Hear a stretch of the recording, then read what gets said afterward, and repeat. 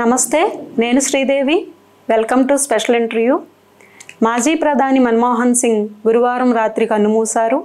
ఆర్థిక మంత్రిగా, ప్రధానమంత్రిగా దేశానికి ఎంతో సేవ చేశారు. ముఖ్యంగా ఆర్థిక సంస్కరణలను తీసుకుని వచ్చి భారతదేశానికి బంగారు భవిష్యత్తు చేకూర్చారు. మన్మోహన్ సింగ్ ఆర్థిక సంస్కరణలు, సేవలు గురించి ఆర్థిక రంగ నిపుణులు ప్రొఫెసర్ శ్రీరంగపాణి గారితో మాట్లాడదాం. నమస్తే అండి. నమస్తే అమ్మా. మన్మోహన్ సింగ్ గారు ఆర్థిక మంత్రిగా చేసిన సేవలు ఏమిటి? డాక్టర్ మన్మోహన్ సింగ్ గారు 91లో మొట్టమొదటిసారిగా ఆర్థిక మంత్రి అయ్యారు. ఆర్థిక మంత్రి అవటానికి ముందు ఆయన వివిధ పదవులని ఆయన చేపట్టారు. గవర్నమెంట్ ఆఫ్ ఇండియాకి ఎకనామిక్ అడ్వైజర్గా పనిచేశారు. ఆర్బీఐ గవర్నర్గా పనిచేశారు. ప్లానింగ్ కమిషన్ డిప్యూటీ చైర్మన్గా పనిచేశారు. వాణిజ్య శాఖకి అడ్వైజర్గా పనిచేశారు. ఆ తర్వాత ఆర్థిక మంత్రిగా పనిచేశారు. అంటే ఆయన సుప్రసిద్ధ ఆర్థికవేత్త. ఆయన చాలా మంచి ఇన్స్టిట్యూషన్లో చదువుకున్నారు. డాక్టరేట్స్ వచ్చాయి. విశేషమైన అనుభవం ఉంది. 91లో పివి నరసింహారావు గారు ప్రధానమంత్రిగా అయినప్పుడు మొట్టమొదటిగా ఐజీ పటేల్ని, అంటే మన్మోహన్ సింగ్ గారికి ముందు ఆర్బీఐ గవర్నర్గా పనిచేసిన డాక్టర్ ఐజీ పటేల్ని ఆర్థిక మంత్రిగా తీసుకోదలుచుకున్నారు. కానీ ఐజీ పటేల్ గారు అప్పటికే లండన్ బిజినెస్ స్కూల్కి డైరెక్టర్గా ఉన్న కారణం చేత ఆయన తిరస్కరించారు. అప్పుడు మన్మోహన్ సింగ్ గారు ఫైనాన్స్ మినిస్టర్ అయ్యారు. సో 91లో ఎకనామిక్ రిఫార్మ్స్కి ఎవరు ఆద్యులు అనేది కూడా కొంచెం డిబేటబుల్ ఇష్యూ. అంటే నరసింహరావు గారికి ఆ క్రెడిట్ ఇవ్వాలా, లేక మన్మోహన్ సింగ్ గారికి ఆ క్రెడిట్ ఇవ్వాలా అనేటువంటిది కూడా చర్చ జరుగుతూ ఉన్నది. సో నరసింహరావు గారికి ఆ క్రెడిట్ వెళ్తుంది, ఎందుకంటే పొలిటికల్ లీడర్షిప్ ప్రొవైడ్ చేసింది నరసింహరావు గారు. దానికి సంబంధించినటువంటి రూపకల్పన చేసినటువంటి అతను డాక్టర్ మన్మోహన్ సింగ్ గారు. సో ఇప్పుడు మనం చూస్తున్నటువంటి అభివృద్ధి, ఏ అభివృద్ధి అయితే మనకు కనపడుతుందో ఆ అభివృద్ధి అంతా కూడా ఆ రోజు 91లో వాళ్ళు తీసుకొచ్చినటువంటి ఆర్థిక సంస్కరణల కారణంగానే జరిగింది. ఆ ఆర్థిక సంస్కరణల్ని ఆ రోజు ఎల్పిజి అని పిలిచేవారు. Liberalization, privatization and globalization, LPG policies. ఈ ఎల్పిజి పాలసీస్ ద్వారా అనేక మార్పులు ఆర్థిక వ్యవస్థలో, ఆర్థిక విధానాల్లో వాళ్ళు తీసుకురాగలిగారు. ముఖ్యంగా ఫైనాన్షియల్ సెక్టార్ రిఫార్మ్స్ సంబంధించి, అంటే బ్యాంకింగ్, ఇన్సూరెన్స్ రంగాల్లో ఆర్థిక మంత్రి మన్మోహన్ సింగ్ ప్రవేశపెట్టేటువంటి సంస్కరణలు చాలా చాలా విశేషమైనటువంటివి. అలాగే ఈ లిబరలైజేషన్, ప్రైవేటైజేషన్, గ్లోబలైజేషన్ స్కీమ్లో అంతకుముందు ఉన్నటువంటి లైసెన్స్, పర్మిట్, కోటా, రాజ్ అని పిలిచేవాళ్ళు. అంటే మన దేశంలో ప్రభుత్వం యొక్క జోక్యం విపరీతంగా ఉండేది. ప్రభుత్వ జోక్యాన్ని తగ్గించడానికి ప్రయత్నం చేశారు. అంటే ప్రతిదానికి లైసెన్స్ కావాలి, ప్రతిదానికి పర్మిట్ కావాలి, ప్రతిదానికి కోటాస్ ఉండేవి. ఈ లైసెన్స్, పర్మిట్, కోటా, రాజుని డిస్మాంటిల్ చేయడానికి శాయశక్తుల నరసింహరావు అండ్ మన్మోహన్ సింగ్ పనిచేశారు. ఆ రకంగా ఆయన ఆ సిస్టమ్ని డిస్మాంటిల్ చేయడానికి ఆయన చేసినటువంటి కృషి మనం ఈనాటికి గుర్తుపెట్టుకుంటున్నాం. అంటే ఈరోజు మనం చూస్తున్నటువంటి ఆర్థిక అభివృద్ధికి కారణం 1991లో వాళ్ళు ప్రవేశపెట్టినటువంటి ఆర్థిక సంస్కరణలు. అసలు ఆ సమయంలో దేశ ఆర్థిక పరిస్థితి ఎలా ఉండేది, దాన్ని ఎలా మార్చుకోగలం? అంటే ఎలా ఉండేది అంటే, ఆర్థిక రంగం దివాలా తీయటానికి సిద్ధంగా ఉన్నటువంటి దశలో నరసింహరావు గారు ప్రధానమంత్రి అయ్యారు. మన దగ్గర ఉన్నటువంటి విదేశీ మారక ద్రవ్య నిల్వలు కేవలం ఒక 5-6 వారాలకు మాత్రమే సరిపోయేటువంటి నిల్వలు. అంటే మనకు కావలసినటువంటి దిగుమతులు, ముఖ్యంగా పెట్రోలు దిగుమతి చేసుకోవటానికి కూడా తగినంత విదేశీ మారక ద్రవ్యం మన దగ్గర లేదు. అలాంటి పరిస్థితుల్లో అంటే ఒక దివాలా తీసేటువంటి అంచునున్నటువంటి దేశం, అంటే ఇటీవల కాలంలో పాకిస్తాన్లో ఎలాంటి పరిస్థితి ఏర్పడిందో అలాంటి పరిస్థితి మన దేశంలో కూడా 91లో ఏర్పడింది. ఓకే. అలాంటి పరిస్థితుల్లో ఈ వ్యవస్థను బాగు చేయాలంటే ఏం చేయాలి, ఆర్థిక రంగం పుంజుకోవాలంటే ఏం చేయాలి అనేటువంటి విషయాల మీద చాలా ముఖ్యమైనటువంటి చర్చ జరిగింది, ప్రధానమైన లోతైన చర్చ జరిగింది. సరిగ్గా అదే సమయంలో సోవియట్ యూనియన్ విచ్ఛిన్నమైంది. అట్లాగే ఈస్టర్న్ కమ్యూనిస్ట్ బ్లాక్ కంట్రీస్ కూడా విచ్ఛిన్నమైనాయి. అవి చాలా ముఖ్యమైనటువంటి అంతర్జాతీయ పరిణామాలు. అంటే అంతకుముందు మనం సోవియట్ యూనియన్ని అనుసరించి మన దేశంలో ఒక సెంట్రలైజ్డ్ ఎకానమీని మనం ఇక్కడ నెలకొల్పాం, ఒక ప్లానింగ్ కమిషన్ నెలకొల్పాం, కంట్రోల్ విధించాం అనేక విషయాల మీద. ఒక పరిశ్రమ ప్రారంభించాలంటే లైసెన్స్ తీసుకోవాలి, దేనైనా కొత్తది చేయాలి అనేటైతే పర్మిట్ తీసుకోవాలి, ప్రతిదానికి కోటాలు ఉండేవి.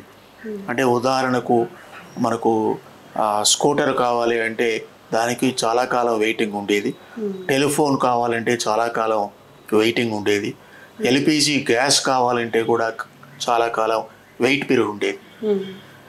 సో అలాంటి పరిస్థితుల్లో మనం అంతకుముందు వరకు అనుసరిస్తున్నటువంటి ఆర్థిక విధానాలు మనకు సత్ఫలితాలు ఇవ్వలేదు అన్నటువంటి ఆలోచనతో అంతర్జాతీయంగా వచ్చినటువంటి మార్పులను కూడా దృష్టిలో పెట్టుకొని సోవియట్ యూనియన్ విచ్ఛిన్నం తర్వాత ఏం జరిగింది అంటే మన ఆర్థిక విధానాలు సరళీకరణ చేసుకోవాల్సిన అవసరం ఎంతైనా ఉన్నది అని ఆ సరళీకరణ దిశగా ఎకానమీని నడిపించారు, సంస్కరణలు తీసుకొచ్చారు.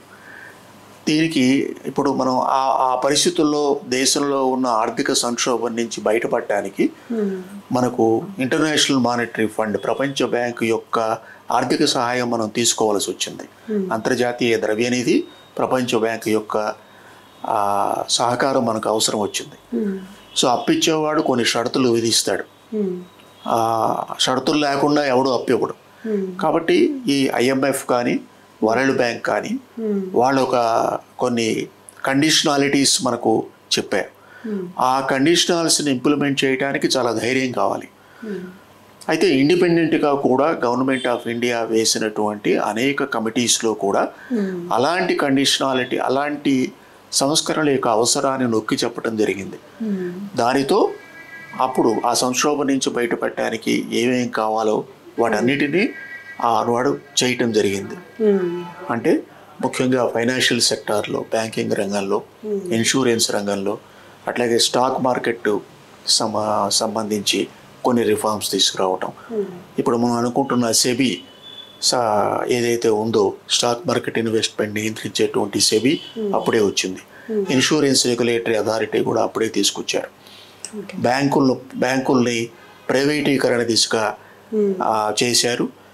అంటే ఫారిన్ డైరెక్ట్ ఇన్వెస్ట్మెంట్, విదేశీ ప్రత్యక్ష పెట్టుబడులకు ద్వారం తెరిచారు. అట్లాగే ఫైనాన్షియల్ పోర్ట్ఫోలియో ఇన్వెస్ట్మెంట్కి కూడా మార్గం సుగమం చేశారు. దాంతో ఏమైందంటే విదేశాల నుంచి పెట్టుబడి వెలువ వచ్చింది. ముందు స్టాక్ మార్కెట్లోకి పెట్టుబడి వెలువలు వచ్చింది. స్టాక్ మార్కెట్లోకి ఎప్పుడైతే విదేశీ పెట్టుబడిదారులు వచ్చి ఇన్వెస్ట్ చేయడం మొదలెట్టారో మనం తాత్కాలికంగా అయినా ఫారిన్ ఎక్స్చేంజ్ క్రైసిస్ నుంచి బయటపడగలిగాం. ఆ తర్వాత ఫారిన్ డైరెక్ట్ ఇన్వెస్ట్మెంట్ ద్వారా, ప్రత్యక్ష పెట్టుబడుల ద్వారా ఇండస్ట్రీస్లో, సర్వీసెస్లో మనం ఫారిన్ డైరెక్ట్ ఇన్వెస్ట్మెంట్ ఎలో చేసిన కారణం చేత కూడా అటు ఎంప్లాయ్మెంటు పెరిగింది. ఆ తర్వాత ఇటు మనకు కావలసిన రిసోర్సెస్ కూడా మనకు వచ్చాయి. అంటే ఏదైనా అభివృద్ధి చెందాలంటే క్యాపిటల్ కావాలి. ఆ క్యాపిటల్ మన దగ్గర లేదు. కాబట్టి రెండు రకాల క్యాపిటల్ కావాలి. డొమెస్టిక్ క్యాపిటల్ కావాలి, ఫారిన్ క్యాపిటల్ కావాలి. డొమెస్టిక్ క్యాపిటల్ కి మనం లైసెన్స్, పర్మిట్, కోటా రాజుని డిస్మాంటిల్ చేయడం ద్వారా డొమెస్టిక్ క్యాపిటల్ ఫ్లోని, ఇన్వెస్ట్మెంట్ని మనం ఎంకరేజ్ చేసాం. ఫారిన్ డైరెక్ట్ ఇన్వెస్ట్మెంట్కి పర్మిట్ చేయడం ద్వారా, మళ్ళీ విదేశీ ప్రత్యక్ష పెట్టుబడులను ఆహ్వానించడం ద్వారా, వాళ్ళకు కావాల్సిన సదుపాయాలు ఇక్కడ కలిగించడం ద్వారా మనం విదేశాల నుంచి కూడా పెట్టుబడుల్ని స్వీకరించగలిగాం. ఈ రకంగా మనం ఆ క్రైసిస్ని బయటపడగలిగాం. అయితే ఈ సంస్కరణల ద్వారా దేశానికి ఎలా మేలు జరిగింది, ముఖ్యంగా యువతకు ఎలాంటి ఉపయోగం జరిగింది? ఆ సంస్కరణల కారణంగానే హైదరాబాద్ ఇంతగా అభివృద్ధి చెందింది. హైదరాబాద్లో మీరు చూస్తున్నటువంటి ఈ టెక్ కంపెనీస్ కానీ ఐటీ కంపెనీస్ కానీ ఇవన్నీ కూడా దాని కారణంగా వచ్చినవే. అంటే యువతరానికి మంచి ఉపాధి అవకాశాలు ఎందువల్ల మెరుగైనవి అంటే మనకు ఆ లిబరలైజేషన్ పాలసీస్ కారణంగానే. లిబరలైజేషన్ కనుక లేకపోయినట్లయితే మనకు ఎంప్లాయ్మెంట్ ఆపర్చునిటీస్ పెరుగుండేవి కాదు. మనం అంతకుముందు మనం చూసినప్పుడు అంతకుముందు ఈ 91కు ముందు 2 డికేడ్స్లో మన దేశంలో అన్ఎంప్లాయ్మెంట్ రేట్ని 91 తర్వాత అన్ఎంప్లాయ్మెంట్ రేట్ని కనుక మనం గమనించినట్లయితే యువతరం 91, 2000 ఈ ఈ ఈ మధ్యకాలంలో ఉన్నటువంటి యువత చాలా బాగా దానివల్ల అవకాశాలు అందిపుచ్చుకున్నారు. అట్లాగే Y2K ప్రాబ్లం వచ్చిన తర్వాత మనకు చాలా ఉపాధి అవకాశాలు మెరుగైనాయి. ఇట్లాంటి ఉపాధి అవకాశాలు వివిధ రంగాల్లో మెరుగైనాయి. బ్యాంకింగ్ సెక్టార్లో మెరుగైనాయి, ఇన్సూరెన్స్లో మెరుగైనాయి, ఐటీ సెక్టార్లో మెరుగైనాయి, కమ్యూనికేషన్ రంగంలో పెరిగినాయి, అలాగే మ్యానుఫ్యాక్చరింగ్ సెక్టార్లో పెరిగినాయి.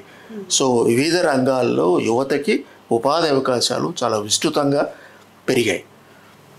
ప్రధానమంత్రి మన్మోహన్ సింగ్ సేవలు ఎలా చూడవచ్చు అంటే ఇక్కడ 2 విషయాలు ఉన్నాయమ్మా. ఫైనాన్స్ మినిస్టర్గా is is a very successful finance minister. ఎందుకంటే దానికి బేసికలీ మనం అర్థం చేసుకోవాల్సిన ముఖ్యమైన విషయం ఏంటంటే ఆయన ఒక ఆర్థికవేత్త, ఆయన ఒక మేధావి, ఆయన రాజకీయ నాయకుడు కాదు. ఆయన ప్రత్యక్ష రాజకీయాల్లో ఎప్పుడూ పాల్గొనలేదు. ఒకే ఒక్కసారి రాజకీయాల్లో ప్రత్యక్షంగా పోటీ చేశాడు, కానీ ఓడిపోయాడు. తర్వాత మిగిలిన అన్నిసార్లు కూడా పరోక్షంగా రాజ్యసభకు ఎన్నికై రాజ్యసభ ద్వారానే ఆయన ప్రధానమంత్రి అయ్యాడు. సో ఆర్థిక మంత్రిగా ఆయన విజయవంతం అయినట్టుగా ప్రధానమంత్రిగా ఆయన విజయవంతం కాలేదని చెప్పవచ్చు. ఎందుకంటే అప్పుడు సంకీర్ణ ప్రభుత్వం ఏర్పడింది. యూపీఏది సంకీర్ణ ప్రభుత్వం. నరసింహరావు గారిది కూడా సంకీర్ణ ప్రభుత్వం కాదు. నరసింహరావు గారికి కొన్ని సీట్ల మెజార్టీయే, కొంత మాత్రమే ఆధిక్యత అవసరమైంది. కానీ పూర్తిగా మన్మోహన్ సింగ్ ఆధ్వర్యంలో ఏర్పాటు చేసినటువంటి 2004, 2014 మధ్య ఏర్పడినటువంటి ప్రభుత్వం పూర్తిగా సంకీర్ణ ప్రభుత్వం. సంకీర్ణ భాగస్వాములు మధ్య వచ్చే కీచులాటల వల్ల, అపోజిషన్ నాన్ కోఆపరేషన్ వల్ల ఆయన 91లో ప్రవేశపెట్టినటువంటి ఆర్థిక సంస్కరణలను ముందుకు తీసుకువెళ్ళలేకపోయారు. ఆర్థిక సంస్కరణలకు సంబంధించి ఒక రకమైనటువంటి బ్రేక్ పడిపోయింది. అంటే ఆయన ఆర్థిక మంత్రిగా చేసినప్పుడు చేసిన సంస్కరణలు, ప్రధానమంత్రిగా అయినప్పుడు తీసుకొచ్చిన ఆర్థిక సంస్కరణలు మనం బేరీజ్ వేసి చూస్తే ప్రధానమంత్రిగా ఆయన పనిచేసిన సమయంలో, నాయకత్వం వహించిన సమయంలో ఆయన ప్రవేశపెట్టినటువంటి ఆర్థిక సంస్కరణలు చాలా తక్కువే అని చెప్పచ్చు. అయితే ఆయన 2008లో అమెరికాతో సివిల్ న్యూక్లియర్ డీల్ కుదుర్చుకున్నారు. అది చాలా గేమ్ చేంజర్ భారతదేశానికి సంబంధించే వరకు. అంటే అణురంగంలో పౌర ఒప్పందాన్ని ఆయన తీసుకొచ్చారు అమెరికాతో. దానికి చాలా బెటర్ అపోజిషన్ వచ్చింది. వామపక్షాలు వ్యతిరేకించారు.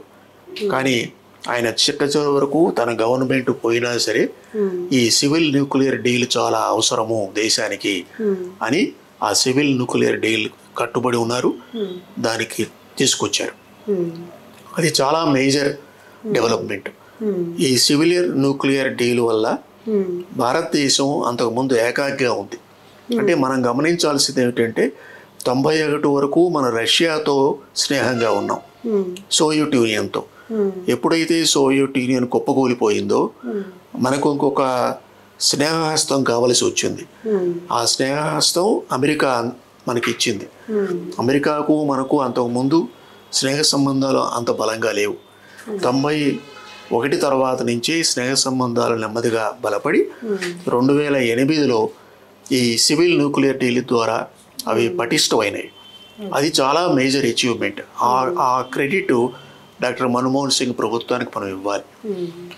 అట్లాగే 2008లో ప్రపంచవ్యాప్తంగా ఫైనాన్షియల్ క్రైసిస్ ఏర్పడింది. చాలా సివియర్ మెల్ట్ డౌన్ వచ్చింది ఆర్థికంగా ప్రపంచంలో. అన్ని దేశాలు కూడా ఆ ఫైనాన్షియల్ క్రైసిస్ వల్ల దెబ్బతిన్నాయి. అనేక దేశాల్లో నిరుద్యోగం ప్రబలింది.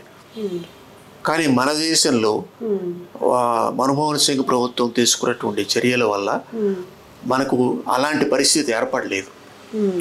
ఎందుకంటే ఇక్కడ ఆ ఫైనాన్షియల్ క్రైసిస్లో కంపెనీస్ని బెయిల్అవుట్ చేయాలా లేకపోతే ప్రజలను బెయిల్అవుట్ చేయాలా అనేటువంటి ఆలోచన వచ్చినప్పుడు ఇతర దేశాల్లో కార్పొరేట్స్ని బెయిల్అవుట్ చేశారు, మన దేశంలో ప్రజల్ని బెయిల్అవుట్ చేశారు. ముఖ్యంగా కేంద్ర ప్రభుత్వ రాష్ట్ర ప్రభుత్వ ఉద్యోగుల యొక్క జీతభత్యాలు పెంచారు. అంతకుముందు ఎన్నడూ లేనంతగా వాళ్ళ యొక్క జీతభత్యాలు పెంచిన కారణం చేత ఎక్కువ మనీ ఉద్యోగుల చేతుల్లోకి వచ్చింది, ప్రభుత్వ ఉద్యోగుల చేతుల్లోకి. వివిధ రంగాల్లో పనిచేస్తున్న ప్రభుత్వ ఉద్యోగాల చేతుల్లో ఉంచే డబ్బులు, ఆ ఆదాయం డిమాండ్ క్రియేట్ చేసింది. ఆ డిమాండ్ మ్యానుఫ్యాక్చరింగ్కి, సర్వీసెస్కి, తర్వాత అట్లాగే అగ్రికల్చరల్కి డిమాండ్ క్రియేట్ చేసింది. సో ఈ 2008లో వచ్చిన ఫైనాన్షియల్ క్రైసిస్కి సంబంధించి చాలా ప్రభుత్వాలు మన్మోహన్ సింగ్ సలహాను తీసుకున్నాయి. ఇంగ్లాండ్లో టోనీ బ్లెయిర్ ప్రభుత్వం తీసుకున్నది, అట్లాగే ఫ్రాన్స్ అధ్యక్షుడు కూడా తీసుకున్నాడు.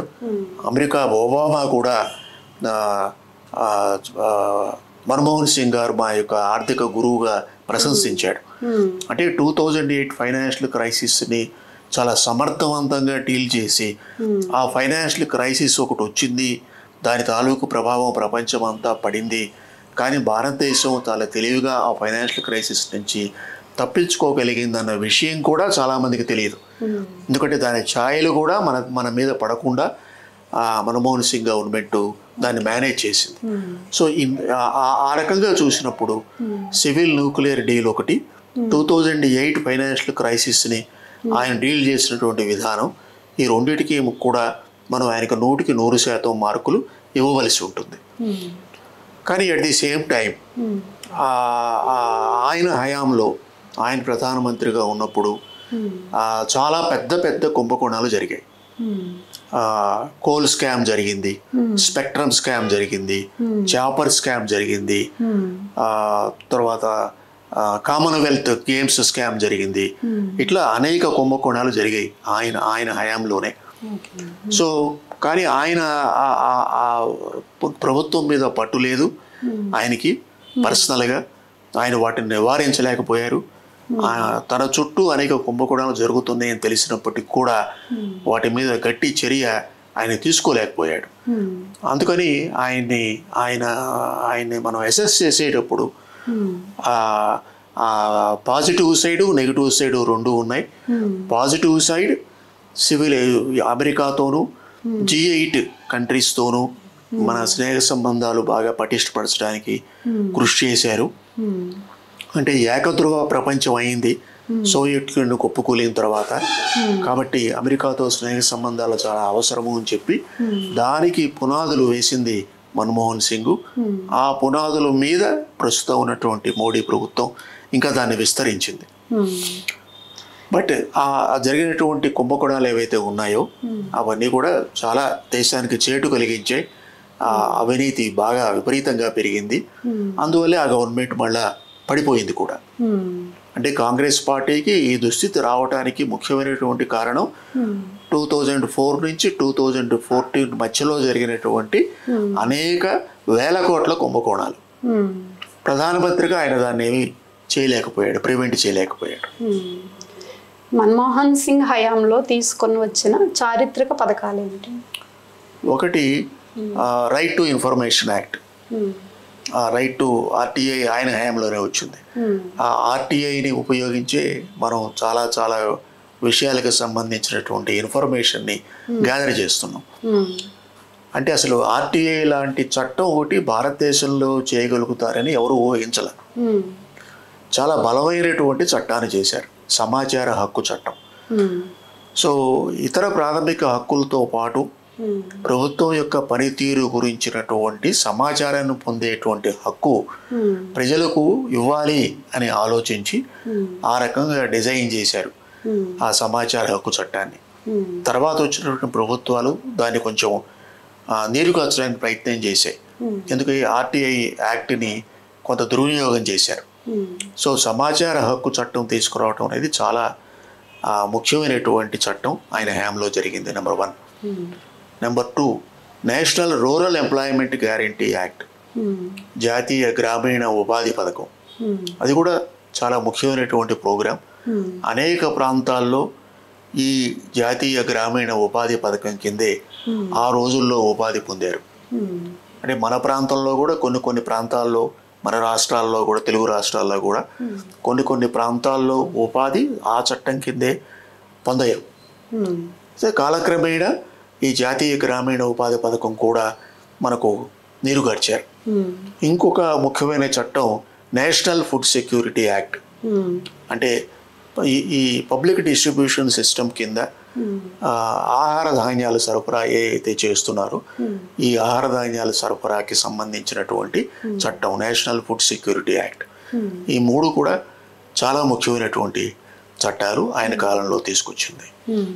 రైట్ టు ఎడ్యుకేషన్, అది కూడా ఇంకొక ముఖ్యమైనటువంటి చట్టాన్ని మన్మోహన్ సింగ్ ప్రభుత్వ కాలంలోనే యూపీఏ హయాంలోనే చేశారు. అది సంభవం సరిగ్గా ఇంప్లిమెంట్ కాలేదు. Right to education act. ఈ 4 చాలా ముఖ్యమైనటువంటి చట్టాలు. ఈ టైంలో గ్రామ సర్పంచ్లే కోట్లు సంపాదించుకుంటున్న రోజుల్లో మన్మోహన్ సింగ్ గారు తన కుటుంబానికి ఏమిచ్చారు? మన్మోహన్ సింగ్ గారు చాలా నిజాయితీ పరుడైనటువంటి, పర్సనల్గా ఈజ్ వెరీ వెరీ ఆనెస్ట్. ఆయన ఏమీ సంపాదించుకోలేదు. ఆయన నిత్య పరిశోధకుడు, అధ్యాపకుడు, ఆర్థికవేత్త. ప్రపంచ ప్రసిద్ధి చెందినటువంటి ఆర్థికవేత్తల్లో మన్మోహన్ సింగ్ ఒకరు. సౌత్ కమిషన్గా ఆయన చాలా గొప్ప రిపోర్ట్ కూడా తయారు చేశాడు. అమెరికన్ ఇంపీరియలిజానికి వ్యతిరేకంగా భారత ప్రజలు అలాగే తృతీయ ప్రపంచ దేశాలు ఏ విధంగా నష్టపోతున్నారు అనేటువంటి అంశాల మీద గొప్ప లోతైనటువంటి పరిశోధన ఆయన చేశారు. కానీ ఆయన మటుకు ఆయన వరకు ఆయన చాలా బేసికలీ చాలా ఆనెస్ట్ పర్సన్. అంటే పాకిస్తాన్లో, నేటి పాకిస్తాన్లో ఆయన పుట్టి కాందిశీకుడుగా ఆయన కుటుంబం ఢిల్లీకి వచ్చారు. ఢిల్లీలో చదువుకున్నారు. ఆ తర్వాత రకరకాల ముఖ్యమైనటువంటి పదవులన్నీ కూడా ఆయన చేపట్టారు. ఆయన సొంతగా మనం వేలెత్తి చూపించడానికి ఏదీ లేదు, అంత నిజాయితీపరుడు ఆయన. అయితే ఆయన ప్రధానిగా ఆయన ఏ కుంభకోణాన్ని కూడా అరికట్టలేకపోయాడు. తన మంత్రివర్గ సహచరులు పాల్పడుతున్నటువంటి లంచగొండితనాన్ని ఆయన అరికట్టలేకపోయాడు. అది ఒక అసమర్థమైనటువంటి ప్రధానమంత్రిగా ఆయన పేరు పడ్డారు. కానీ ఆయన వరకు ఆయన చాలా నిజాయితీపరుడు, చాలా మృదువైనటువంటి స్వభావి, విమర్శని స్వీకరించేటువంటి వ్యక్తి. ఆయన ప్రవేశపెట్టిన సంస్కరణల మీదే ఆయనే ఒక కమిషన్ వేసుకొని ఒక సమీక్ష చేయించుకున్నటువంటి వ్యక్తి.